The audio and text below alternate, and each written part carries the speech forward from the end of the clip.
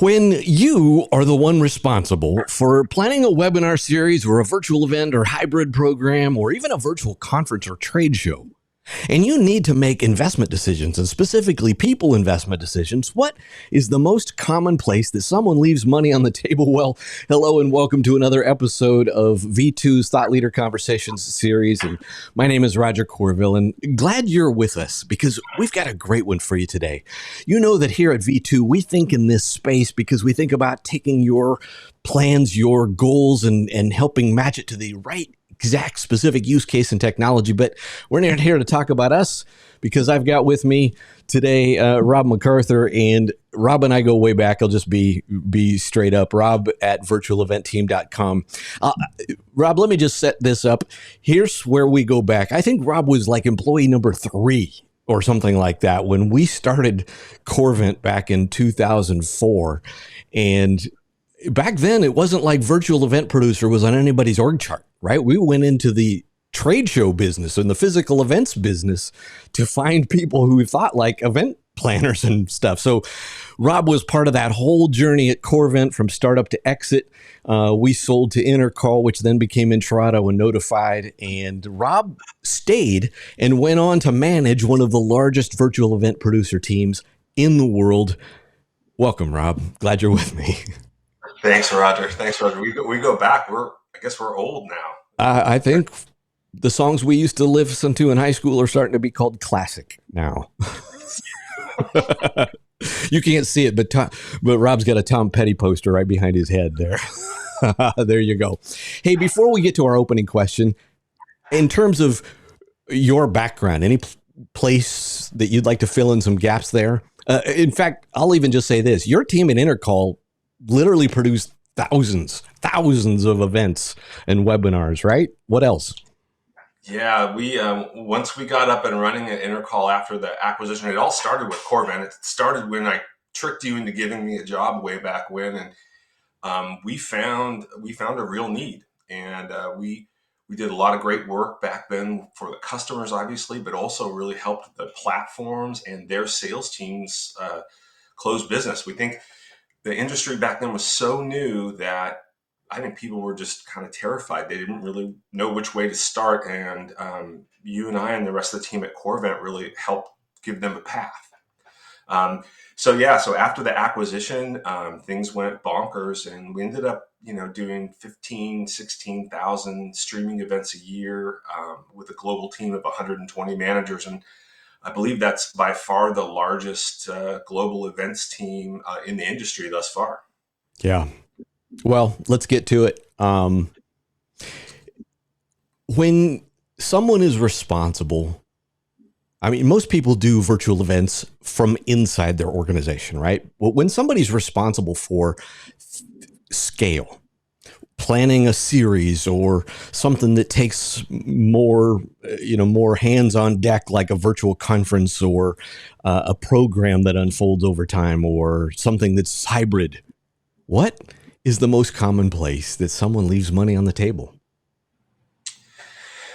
Yeah, that's a great one. That's right where a lot of our conversations start. And I think the main thing that people fail to do is really start with a focus of where they want to end up. What is it? What are the things that they want to accomplish? What does success look like for them, right? So a lot of people will start with, I've got the CEO, he needs to speak, so I need to get on his calendar. Or they'll start with, okay, we have Zoom webinar, great platform, not picking on Zoom webinar, but they have a piece of technology, and then they start to sort of backfill their conference from there. And I think that people tend to overlook the most simple thing, which is, let's really be clear on what we're trying to accomplish. Like, we are trying to sell more stuff. We are trying to build an internal culture, things of that nature. That's where I think people make that first mistake with planning a virtual conference. Yeah. And this is just in fact, I'd be curious to know if this is how you've experienced it over lots of years and even recently, where I think I've talked to more people than not who start thinking about the technology first. right? As in, okay, this is what we can do with fill in the blank, Zoom webinar, or GoToWebinar, or whatever. And that's their paradigm through which they begin evaluating those goals. And here's how we can accomplish what we want to accomplish. And if I'm hearing you correctly, you're saying flip that, get back to the start. Yeah, absolutely, Roger, and it's true. Most people that I talk to, if I'm able to talk to them very early in the process, um, we do talk about technology, but only after they're clear about what they wanted to do. There are so many options now. COVID, one of the benefits of COVID, if I can even say that, was this huge sort of business development that happened. So we developed probably 5 or 6 years worth of platform awareness in about 15 minutes during the first part of the lockdown there. Right. So now there are all these choices and there's all this awareness. Um, I often joke, and we've shared the joke too, Roger, that we learn about a new platform every day. So there's a million options, and there's a million great platforms and a million bad choices out there. So if you start with what your organization has, that's somewhat limiting. You can do a lot with like a basic program, no problem at all. You can get a lot of work done with that. But if you're really trying to build an impactful program or an impactful series, um, taking a step back and really putting the technology up against what you're trying to accomplish is a very important step. And there are so many options out there. It's very challenging as an individual to go out there and maybe pick the best platform or pick from the best platforms. When you talk direct to a platform, they're going to try and put you, whatever your vision is, into their box, which is what they should do. Their job is to sell stuff, and most people do a good job with that if they're still around.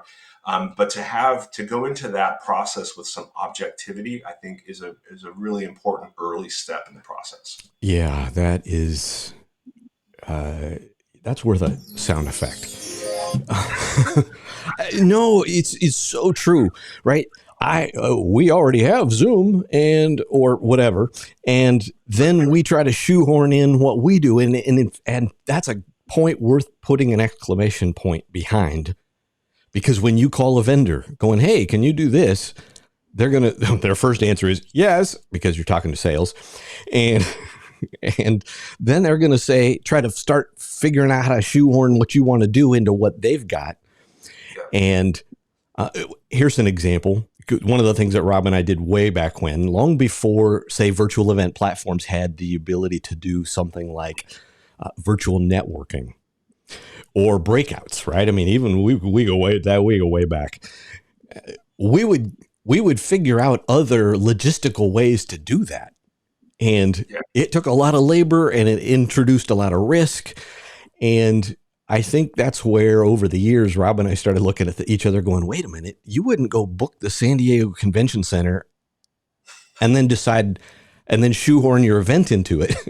You'd go, hey, how do I want people to connect? And what's it going to take for my team to pull this off? And then you go find the venue and make it happen from there. So I think of the technology like a venue, and you don't choose the venue before you go figure out how you're going to accomplish your goal with regard to CEO or customer success summit or whatever it is that you're going to do.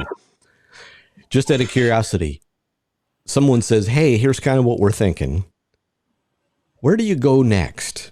Do you then start talking about technology, or do you start drilling in on the people side of things? I always start with the people side, so I want to know what their bench strength is, right? So events are created in a number of ways. You have, we'll just take an example. There are a million of them. Let's say you have a marketing director that decides that they've got to deliver a new message around a launch or something, and so the director of marketing has an idea to do an event. That's a scenario. Another scenario is the director of marketing assigns the responsibility to do an event to an admin or an assistant of some sort. Um, they'll pick up the phone and they'll call they'll call V2, they'll call Zoom, they'll call whomever they're going to call, right? And if I get that phone call, I'm definitely starting with the people. I want to know what's their background, what are their strengths. I want to know pretty quickly what keeps them up at night. Like, what are you stressed about? Is it just getting the right number of attendees? Is it getting the right attendee?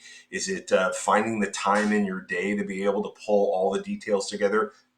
Do you know about all the details that you need to pull together? So I definitely start with that and try and figure out on that first phone call, um, you know, what they like, what they think they're good at, how much time they think they can devote to the project, and really start to get into the other people in their organization, or get them thinking about the other people in the organization that will be important to bring into the project. If we find a whole stable of people that are really good at this stuff, great. They're probably able to put together a program. If not, maybe we can bring in some other services to help sort of strengthen that bench. Yeah, I think, well, I'll just say this. I'm going to look right at the camera, because if you're watching, or if you're not watching, just listen. One of the things that I think Rob would agree with here is that people radically underestimate the amount of labor time that goes into pulling something off. And sometimes that's because when you're doing things internally, you've just got somebody who, fires up Zoom for a meeting, and that doesn't take a lot of time. But when you start to expand that into series that unfold over time, particularly if you want to go back and analyze data and analytics or that kind of stuff, or it's like a conference or a trade show, the additional bodies is one thing, right? Like, how am I going to cover all the breakouts simultaneously? Because now I don't just have one moderator, I need 5 all at once. But one of the other challenges then that bubbles up is like the cat herding. It's like, oh, hey, okay, you got 24 speakers on the docket for your 2-day event. Have you figured out what it's going to take to get them already? Let alone if you've got sponsors and vendors and things like that that are part of the process. Which, in my estimation, since we're talking about investment and thinking strategically, in my estimation, the people part of the business is always where things tend to break down. And that's the most expensive thing, right? Yeah. At the end of the day, acquiring the right platform is nothing compared to the amount of labor that you're going to have into something when you really want to pull it off in an awesome way. Yeah, absolutely. And full disclosure, I'm big on the managed services piece of things. It's where I've lived for the past 15, 16 years.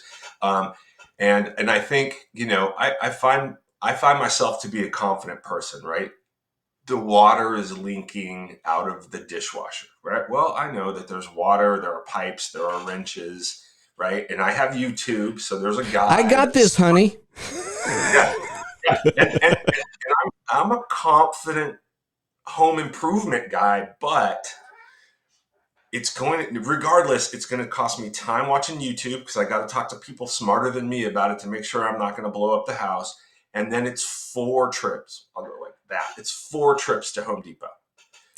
Whereas it might just be a phone call and bring somebody in with that level of expertise that can do that in a single trip. So it depends on what their strengths are, and if you're thinking about planning the event, it depends on what your strengths are, and then how much time do you have to be involved deeply in the program. And Roger, you touched on something that I think is critical, and I think very commonly the end game is to drive analytics. How did the audience react? How many people came? What was their interaction level? And what information did they leave behind to help us grow as an organization, either grow as a sales team or as a marketing team, or grow internally? Make the sponsors and vendors happy. All of those things. But like that analytics piece, if that's the goal, is to learn more about your audience, then that starts at the very beginning of the process, right? Mm-hmm. You have to have the right communication strategy, the right timing, and the right registration questions to be able to drive that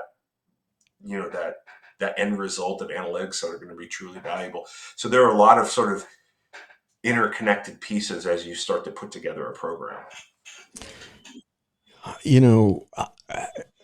Obviously, Rob and I have been in the managed services business for a long time, but we also want this to be useful for you, even if your goal is to never hire us, never call us, and just do this internally. Rob has literally been part of hiring hundreds of virtual event producers. Just out of curiosity, Rob, what do you look for when you're finding talent? Well, I've hired a lot of event managers over the year, and Roger, I hired a lot of event managers for you way back when too. And Some of whom still actually work at virtual venues. we've been the beneficiary of that. yeah, in fact, I think Roger, the only person that I know that I've known in the industry or worked with in the industry longer than you is as V2 CEO Aaron. I think he's the patient number one for my career. Anyways, we started the same day at Microsoft, and then after Microsoft tricked Roger into a job, and then off we go from there. But so what I've looked for, where I found success, is at the highest level. Two qualifications: they've got to be smart, right? They've got to be able to retain all of the training that we're about to give them. So they have to be smart and they have to be nice. It's a customer service job. You have to know intuitively, and I'm not sure how well you can train that, but you have to know intuitively how to talk to people, because you're, as an event manager, or if you're looking to hire an event manager for an organization internally, you're hiring a customer service role. You're hiring somebody that is going to be dealing with people oftentimes who are in trouble. So you have to have somebody that's cool under pressure. So smart and nice are always at the top. If you can find somebody with a background, and Roger mentioned it very early, a background in physical trade shows, I think that's a great proving ground. If you could find somebody with some sort of presentation background as well, they're going to be doing a lot of things where they're going to be bringing out ideas and concepts to customers. So you want somebody that can be able to be an effective communicator. So Roger, I would say smart, nice, little bit of trade show background, and an effective communicator.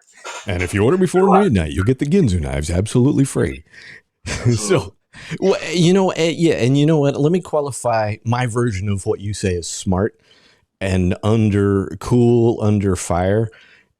At some point, there are more moving parts than you can totally keep all in your head, right? So somebody who can fit into the process with the team and that kind of thing.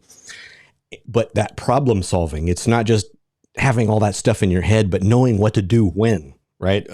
With like on the fly. Oh, somebody's audio isn't working. That's what I do. And you can't write it all down in a manual so much as someone just kind of instinctively goes, and connects the dots. No, that's a great way of putting it. Someone who can, and your point about nice, being able to talk with people, particularly people in trouble,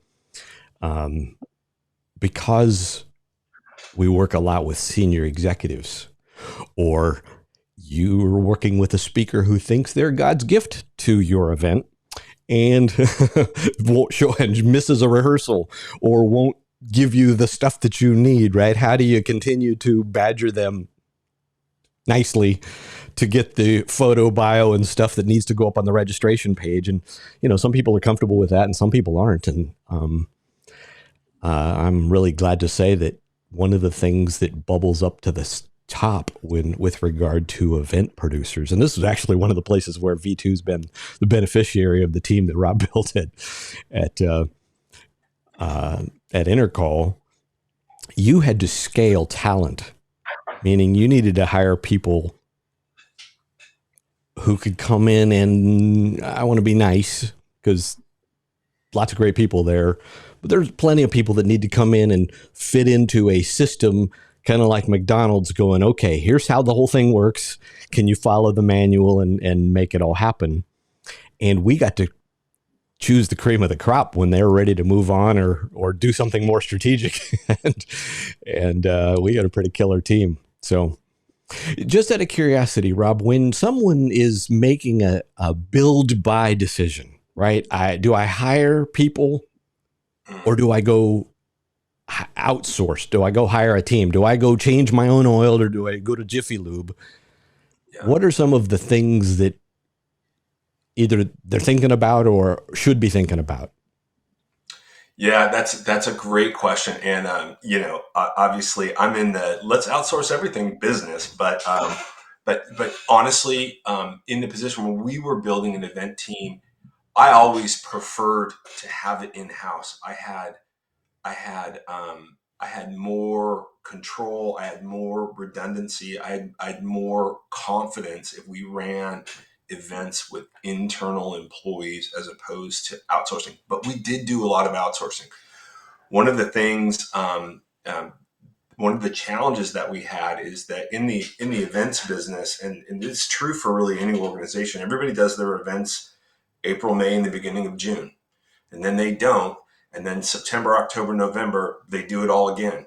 And so and I remember, Roger, I remember way back when having meetings about this where I was banging on your door saying, I got to hire a bunch of people. And you said, well, we can't really because it's about to be summertime. So we had to make do. And we would bring in contractors as we needed to cover those peaks, those 2 peaks. And in the last 16 years, those peaks are consistent.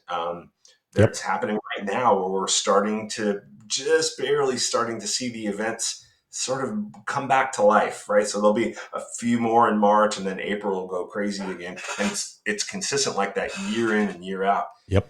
So in the same light, sorry to be so long with that answer, but in the same light, an organization needing to, if the event's really important, if it's kind of critical to their program, their outreach, or their sales, or wherever, or their internal communications, the idea of bringing somebody in to help strengthen that bench, as I said earlier, it can be a great thing. I use them every year. We had a team of 120 FTEs. Then we also had cross-trained some audio operators that we could bring in sort of special forces style. And then we also had a whole network of outside contractors, people to do lighting and sound and all of the other things that need to happen to bring together an event. So yeah, if you can have that champion be internal and then either bolster them with other people internal, great. If not, there's a lot of great outsourcing options to help make that program sing. Yeah, I'm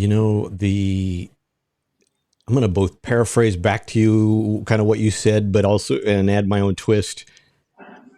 And I totally forgot. That's a killer point about the seasonality of events, right? Oh, I need 4 bodies in April and May.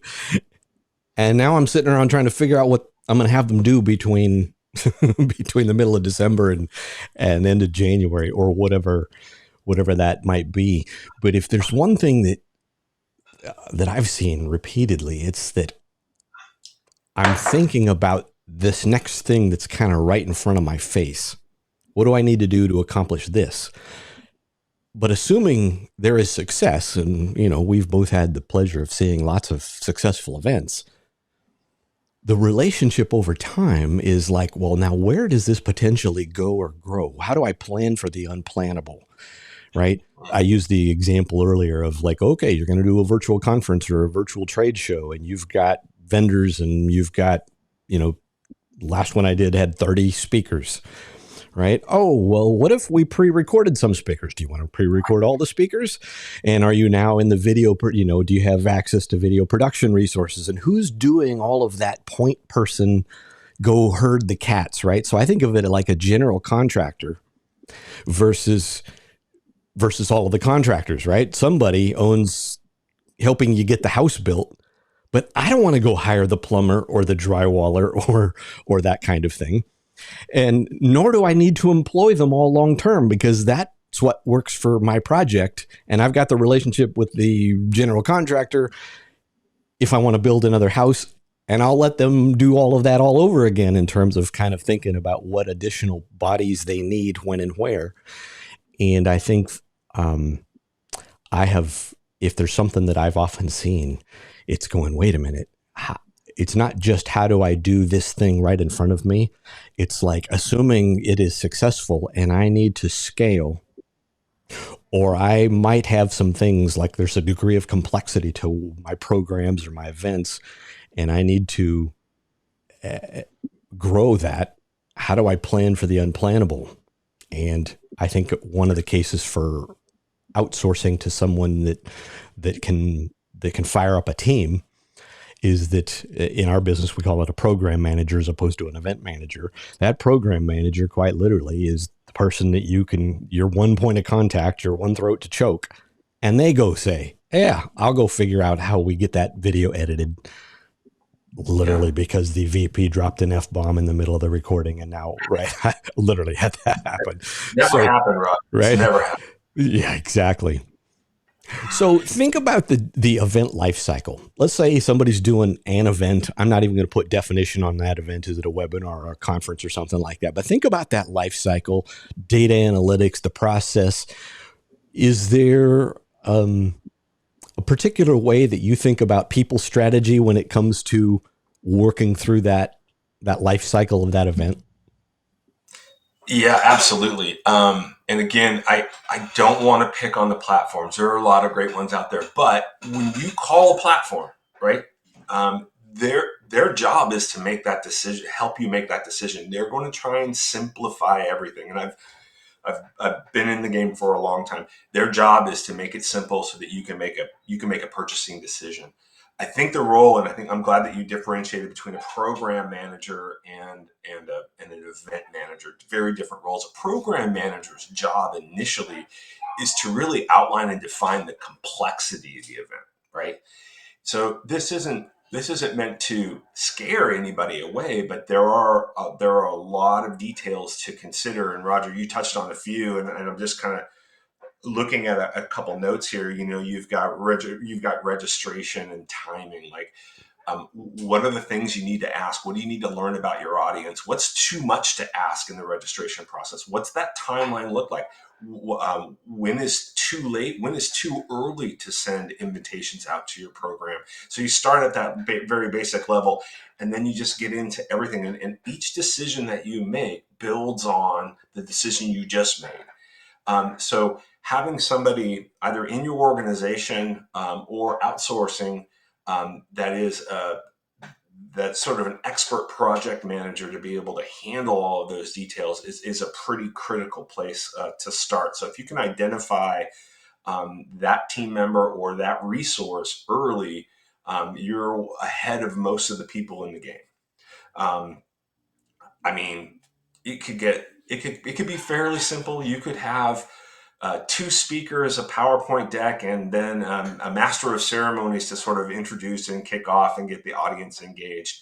You could have a couple of polling questions, and you could record it and be done with it, and that can be your event. And that I just identified probably 80% of the events that happen out in the world, right?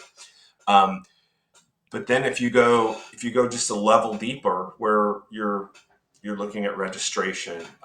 Roger, you mentioned pre-recording speakers. You could have a legal disclosure that can't deviate from the language that's used, and we'll go ahead and you'll want to pre-record them so you make sure that you can their presentation. How do you fix that and get that seamlessly into your event so that your audience is thinking that this person is speaking to them live?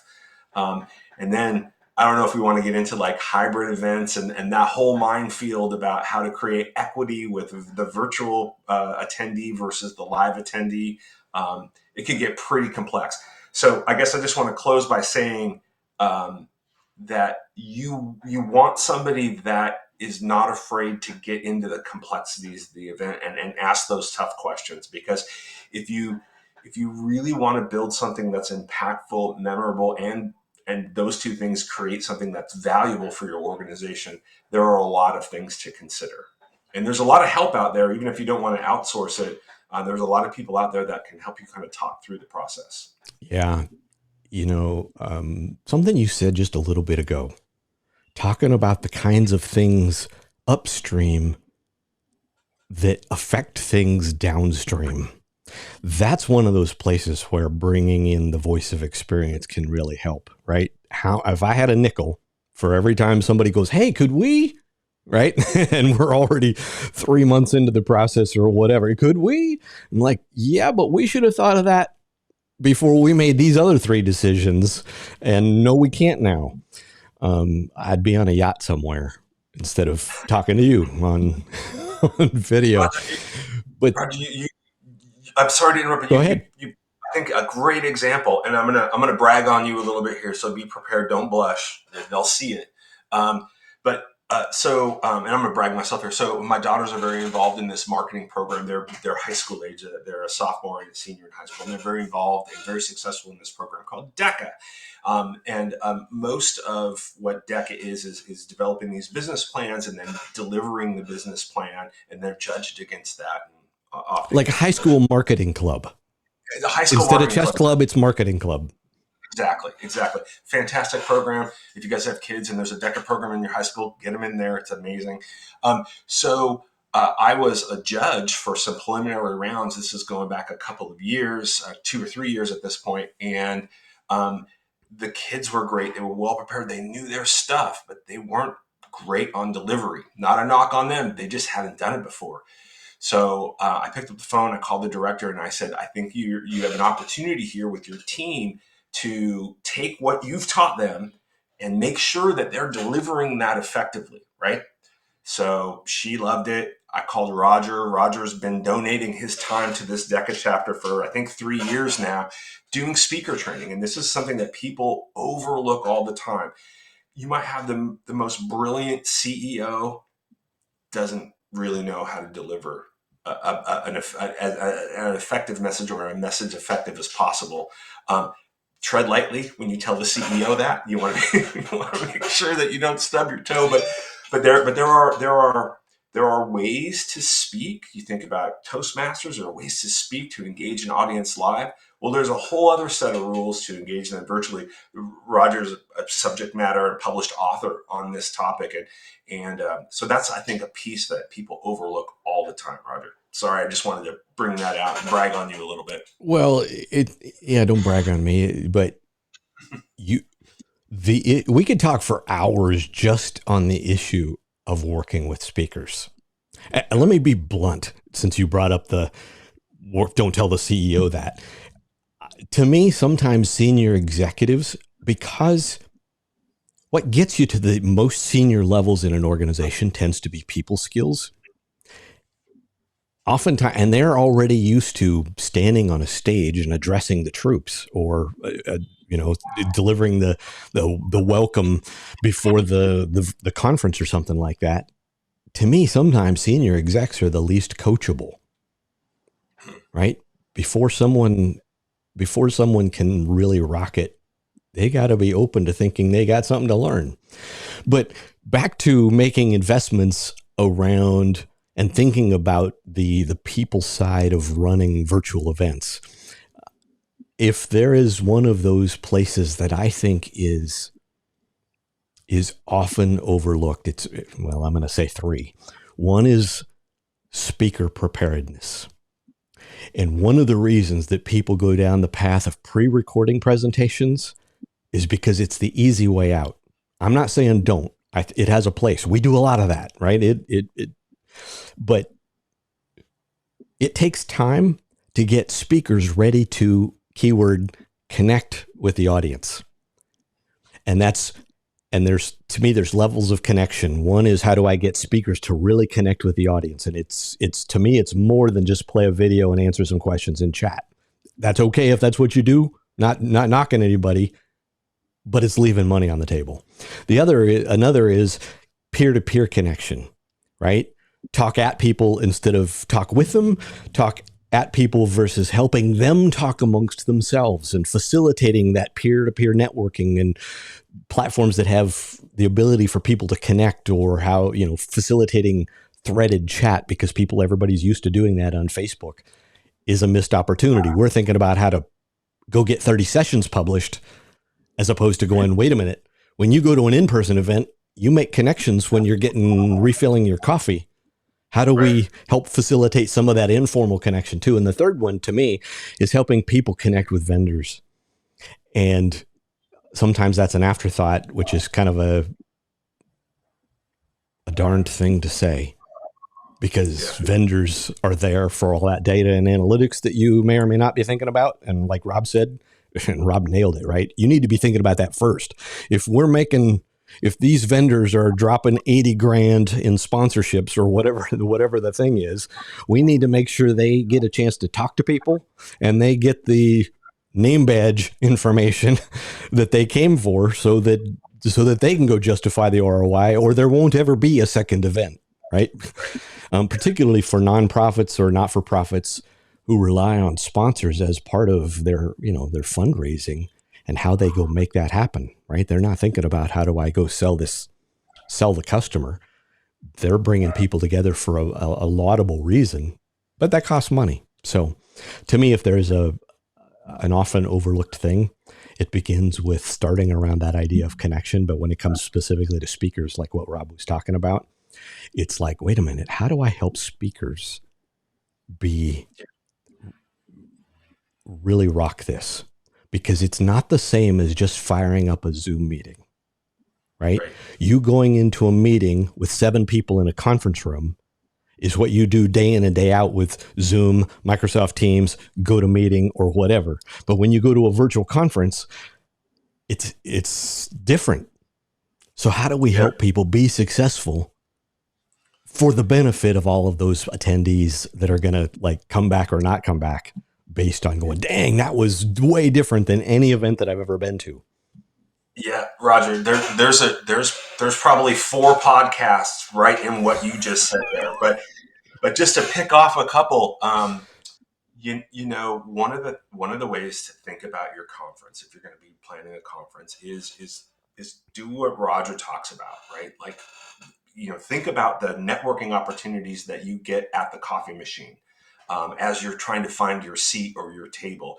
There's opportunities all through there. So think about your conference. Let's say you're not doing a hybrid conference and you're just doing a live virtual trade show, for example. Think about how that would work live. What are all the things that you used to do live?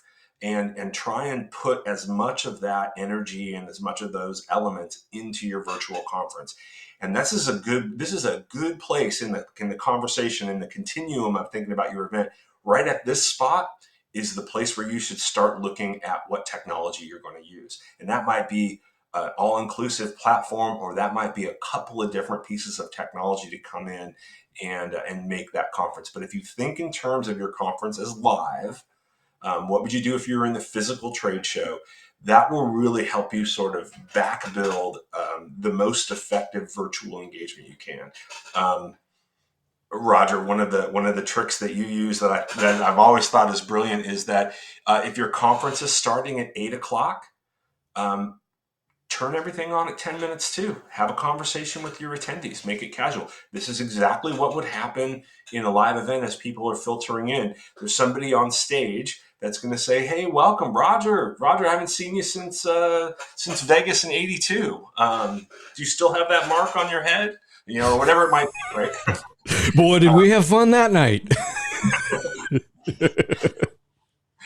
But so to try and bring in as many of those natural energy elements, right? I guess this is the way I would put it. The other thing is that I just want to just kind of maybe get your 2 cents on this. You can over plan, you can over engineer your conference, and so that it's not organic and it's not free flowing. When Roger, I'm thinking back of a couple of our customers of old where we would have maybe 12 or 15 pages of what's happening at every minute of the conference. And yeah, you get to all the talking points, and yeah, every slide is perfectly positioned, and that's nice. It certainly makes it easy for everybody. But I think you would agree that can make it rigid, that can make it unfriendly, that can make it a little bit inhuman. And we're trying to pierce that veil. We're trying to get through the technology to make that interpersonal connection with our attendees and our speakers. And over engineering your program or over planning your program can tear from that. That makes sense? Yeah. No, actually, you make a great point. And I'm going to say the same thing using different language.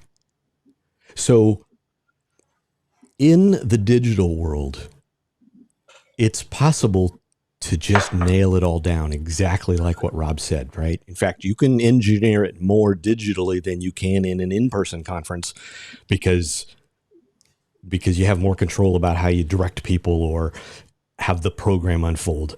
Example, Rob and I have worked with this one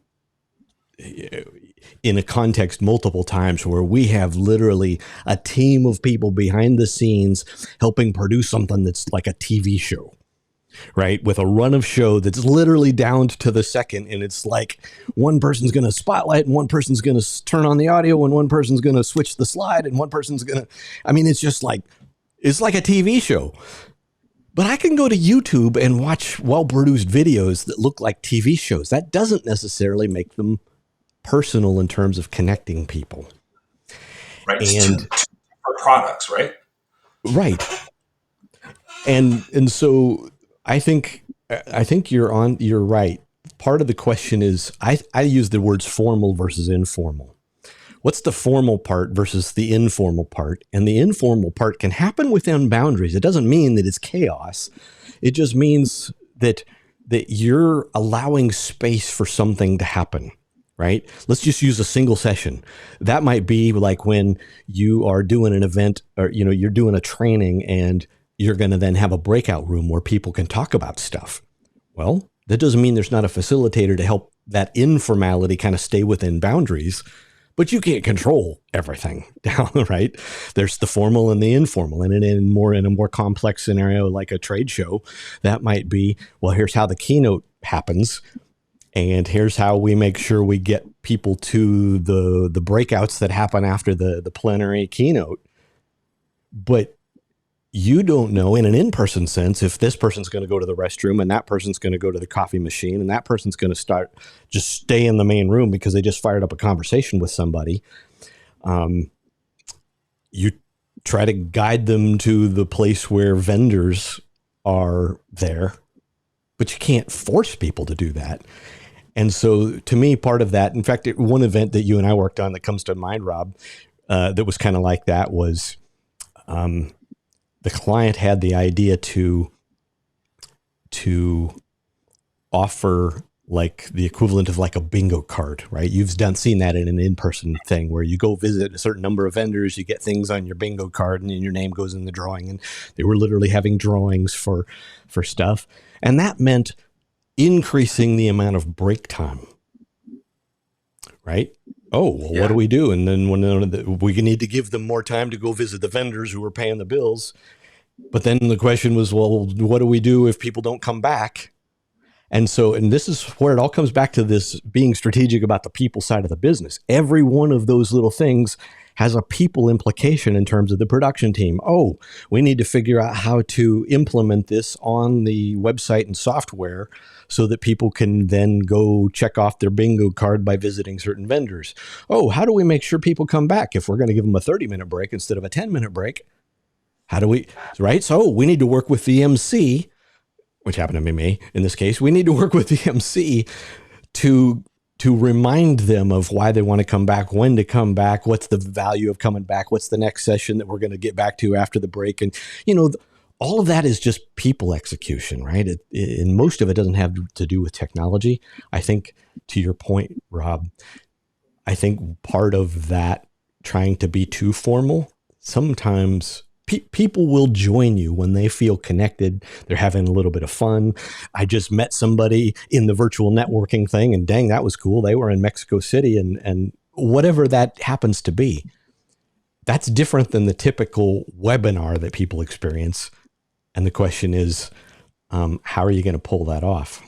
And unless you have, I guess maybe part of the value of outsourcing, whether it's a consulting or production level, is being able to think through options. What are the implications? Because every one of those implications now touches down with, oh, I guess I'm going to need a facilitator over there who helps direct traffic or whatever. Yeah, Roger, I think it kind of comes back to where we started, right? And talking about the main thing about your event planning. The first step is, what are you trying to accomplish, right? And so in that example that you gave, you have your keynotes, right? And you've got your break in your scenario. You've got your break where they're going to go to see the vendor booths to try and pay some of the bills for the event, right? And how you bring them back. So if your goal is to just give them the information on the first keynote and then to have them go to this break, then great. But if your goal is to have them get the information from the first keynote and the second keynote or second breakout or whatever, then if that's your original plan, your original goal, then yeah, you build in that people component to continuously throughout the conference sell the next thing that you want the attendees to do. By sell the next thing, I mean like encourage them, give them a reason and some energy to maintain their sponsorship of the program, their attendance of the program. So I think that all comes back to that initial plan. Like, what's your goal? You want to give this piece of information or these pieces of information. So how do you do that once the event is live? How do you bring that continuum all the way through to your end goal? Yeah, that touches down in a number of things that, well, an infinite number of things. That's that's the complexity that is often overlooked early in the process, right? One of your desires is to not just send a reminder email where somebody logs in and attends all day. We want to send a reminder before each and every session. Oh, Rob, it looks like you signed up to hear breakout room B, and make sure Rob gets the right breakout reminder for how to get to breakout room B. But Roger didn't sign up to go to breakout room B. Roger signed up to go to breakout room C, so I get the right reminder, right? So that level of complexity is possible, and it really drives engagement, right? I think if there is probably what I would call my closing words, it's like, if you think about scale, it's one thing to do a webinar. But what happens when you rock and now instead of doing one a month, you want to do one a week? Or that scale is because we're going to have the virtual conference or trade show that's going to last 2 days or whatever. I think if you presume success, that might be my closing thought. I'll ask you for your closing thought here. If you presume success, where does it go after that? And to me, that begins with relationships. I can't plan what is next in my events programs for the whole year. Just in the same way as you can't foresee every obstacle you're going to run into as an organization in the next year. What I can do is know that I got a killer team with whom we can sense and adjust. I guess that's my pitch for a relationship. So, Rob, any questions I should have asked you that I haven't? No, I thought this was good, Roger. I just have a overarching feeling about the industry now. And bring it. It's when we started, most of this stuff wasn't possible. The internet just couldn't do it, right? There wasn't the technology development. The internet couldn't quite do it. But now we can, right? And what COVID has taught us is that there's an efficiency, there's an ease of being able to get your message out. You mentioned Mexico City, to a group in Mexico City, which would be extremely expensive for you to go and visit. You can do that virtually now. So what's exciting for me is all of those things that we've talked about over the years, all of those things that we dreamed about, like having those conversations. Well, what if you could send individual reminders for each breakout sessions once breakout sessions are invented? Wouldn't that be great? All of those things are here now, and there are a million options to choose from. There are a ton of great providers out there that can help you with the platform decision. So I would just encourage everybody to just dream, just paint a picture of what you want that event to look like. And there's a technology, there's a staff member in your organization, or there's a partner organization that can help bring that alive and make it happen for you. So that excites me. Well, as you've probably been able to figure out, Rob is one of those people that's really kicked butt at being able to help people think through options and find the right combination of people and technology and to meet your goals and your budget and all that kind of stuff. Rob, share with us again your website, maybe share how people can get in touch with you. Yeah, the website. Thanks, Roger. I appreciate it. Website's at virtualeventteam.com. It's right down there. And then my email is robert@virtualeventteam. If there's ever anything I can do, don't hesitate to drop me a line. Be happy to chat. Well, Rob, thank you for your time and thank you for investing in people. You don't know this if you're brand new and you've never talked to Roger or Rob, but Rob is one of those people who gives and helps people and lets the money thing figure itself out. Meaning, if you think you're going to make a phone call and get a sales pitch, no, we start by helping people, and Rob is just killer at that. So give him a call, robert@virtualeventteam.com. And with that, I want to give you, on behalf of our audience, that virtual round of applause, Rob, and there's the magic button.